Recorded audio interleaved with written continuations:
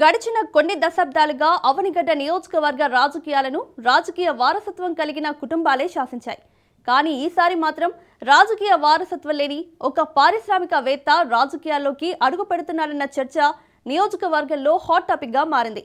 అతని రాక కోసం ప్రజలు ఆసక్తిగా ఎదురు చూస్తుండగా అతను ఏ పార్టీ నుంచి తన రాజకీయ ప్రస్థానాన్ని ప్రారంభిస్తారన్నది మాత్రం ఇంకా మిస్టరీగానే మిగిలింది.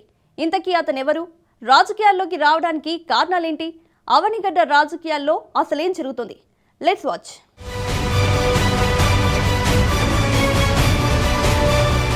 అవనిగడ్డ ఈ పేరు వినగానే గత రాజకీయ చరిత్ర, మహానేతలు కళ్ల ముందు కదలాడతారు. నియోజకవర్గాన్ని మొదటిసారిగా పాలించిన చల్లపల్లి జమీందార్ యార్లగడ్డ అంకినీడు ఆ తర్వాత 3 సార్లు ఎమ్మెల్యేగా, ఒకసారి పార్లమెంట్ సభ్యుడిగా ఎన్నికైన మండలి వెంకటకృష్ణారావు, వరుసగా 3 సార్లు ఎమ్మెల్యేగా గెలిచి మంత్రిగా పనిచేసిన సింహాద్రి సత్యనారాయణరావు, ఆ తర్వాత కాంగ్రెస్ పార్టీ నుంచి మండలి బుద్ధప్రసాద్ 2 సార్లు, టీడీపీ నుంచి ఒకసారి, జనసేన పార్టీ నుంచి ఒకసారి ఎమ్మెల్యేగా ఎన్నికయ్యారు. మధ్యలో టీడీపీ నుంచి అంబటి బ్రాహ్మణయ్య, వైసీపీ నుంచి సింహాద్రి రమేష్ బాబు ఒక్కోసారి ఎమ్మెల్యేలుగా ఎన్నికయ్యారు. 2019 సార్వత్రిక ఎన్నికల్లో వైసీపీ తరపున అవనిగడ్డ ఎమ్మెల్యేగా సింహాద్రి రమేష్ బాబు గెలుపొందారు. అయితే ఆయన హయాంలో కూడా నియోజకవర్గంలో ఆశించిన స్థాయిలో అభివృద్ధి జరగలేదన్న ఆరోపణలు వెల్లువెత్తుతున్నాయి.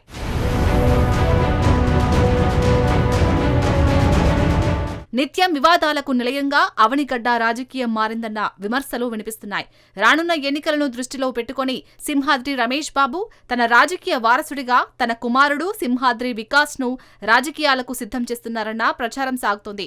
మరోవైపు మండలి బుద్ధప్రసాద్ కుటుంబం నుంచి ఆయన తనయుడు మండలి వెంకట్రామ్ను ఎన్నికల బరిలోకి తీసుకురావాలన్న ప్రయత్నాలు జరుగుతున్నాయని రాజకీయ వర్గాలు చెబుతున్నాయి. అంటే అవనిగడ్డ రాజకీయాల్లో మళ్లీ వారసత్వ రాజకీయాలే కొనసాగుతున్నాయన్న భావన ప్రజల్లో బలపడుతుంది. అవనిగడ్డ, విజయవాడ ఒకే రోజున పంచాయతీలుగా ఏర్పడ్డాయంటూ స్థానికులు చెబుతుంటారు. కానీ అప్పటి నుంచి అవనిగడ్డ మైనర్ పంచాయతీ నుంచి మేజర్ పంచాయతీగానే మిగిలిపోగా విజయవాడ మాత్రం దినదిన అభివృద్ధి చెందుతూ రాష్ట్రంలోనే కీలక నగరంగా మారింది. సముద్ర తీర ప్రాంతం కావడంతో అవనిగడ్డ నియోజకవర్గాల ప్రజలు నిత్యం ప్రకృతి వైపరీత్యాలతో ఇబ్బందులు ఎదుర్కొంటున్నారు. తీర ప్రాంత గ్రామాల అభివృద్ధికి కేంద్ర, రాష్ట్ర ప్రభుత్వాలు ప్రత్యేక నిధులు కేటాయిస్తున్నప్పటికీ సిమెంట్ రోడ్లు, తాగునీరు, పక్కా గృహాలు వంటి మౌలిక వసతులు పూర్తి స్థాయిలో అందడం లేదన్న ఆరోపణలు ఉన్నాయి. పక్కనే ఉన్న రేపల్లె నియోజకవర్గంతో పోలిస్తే అవనిగడ్డ అభివృద్ధిలో వెనుకబడిందన్న భావన ప్రజల్లో బలంగా ఉంది. ప్రజల సమస్యలు పరిష్కరిస్తే తమ రాజకీయ భవిష్యత్తుకు ముప్పు వస్తుందన్న భావనతోనే నాయకులు సమస్యలను అలాగే వదిలేస్తున్నారన్న ప్రచారం జోరుగా సాగుతుంది. ఇలాంటి పరిస్థితుల్లో కొత్త నాయకత్వం రావాలన్న ఆకాంక్ష ప్రజల్లో పెరుగుతుంది.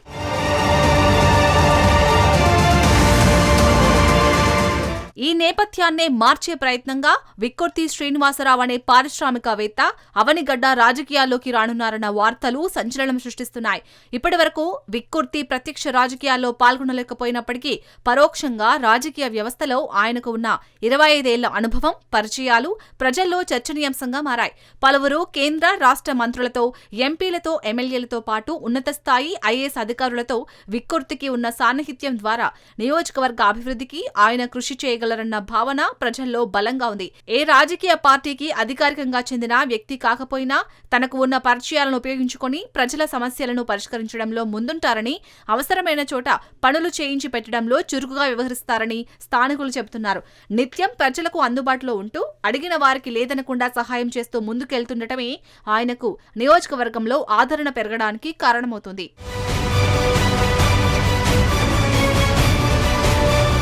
2024 సార్వత్రిక ఎన్నికల సమయంలో Avanigadda MLA seat Janasena party తరపున తనకే వస్తుందని విక్కుర్తి తెరపైకి తెచ్చారు. 2024 జనవరి నుంచి ఏప్రిల్ వరకు ఆయన పేరు నియోజకవర్గంలో విస్తృతంగా వినిపించింది. కానీ చివరి నిమిషంలో తెలుగుదేశం పార్టీ నుంచి జనసేన పార్టీలో చేరిన సీనియర్ నాయకుడు మండలి బుద్ధప్రసాద్ ఆ సీటును దక్కించుకుని భారీ మెజార్టీతో గెలుపొందారు. ఆ తర్వాత నుంచి అవనిగడ్డ నియోజకవర్గానికి తెలుగుదేశం పార్టీ తరపున ఇన్ఛార్జి నియామకం జరగకపోవడంతో విక్కుర్తి టీడీపీలో చేరేందుకు సిద్ధమయ్యారన్న ప్రచారం మొదలైంది.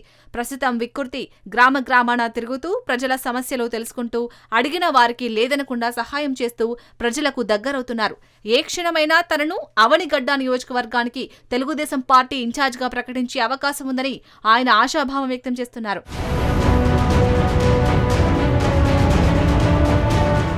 అయితే ఇక్కడే రాజకీయంగా మరో కీలక మలుపు ఏర్పడిందన్న చర్చ సాగుతుంది. కొత్త నాయకుడు వస్తే తమ కుటుంబాలకు రాజకీయంగా భవిష్యత్తు ఉండదన్న భయంతో విక్కుర్తి రాజకీయ ప్రవేశానికి కొందరు అడ్డుపడుతున్నారన్న ఆరోపణలు ఆయన అభిమానులు బహిరంగంగానే చేస్తున్నారు. విక్కుర్తి మాత్రం తనను రాజకీయాల్లోకి రాకుండా ఎవ్వరూ అడ్డుకోలేరని స్పష్టం చేస్తున్నారు. నియోజకవర్గ అభివృద్ధే తన లక్ష్యమని 2029లో జరిగే ప్రత్యక్ష ఎన్నికల్లో తప్పకుండా పోటీ చేస్తానని, ప్రజల ఆశీస్సులతో విజయం సాధిస్తానని ఆయన ధీమా వ్యక్తం చేస్తున్నారు. ఈ నేపథ్యంలో ఇంతకీ విక్కుర్తి రాజకీయాల్లోకి వస్తారా? వస్తే ఏ పార్టీ తరపున వస్తారు? ఆయన రాజకీయ ప్రవేశాన్ని అడ్డుకుంటున్న నాయకులు ఎవరు?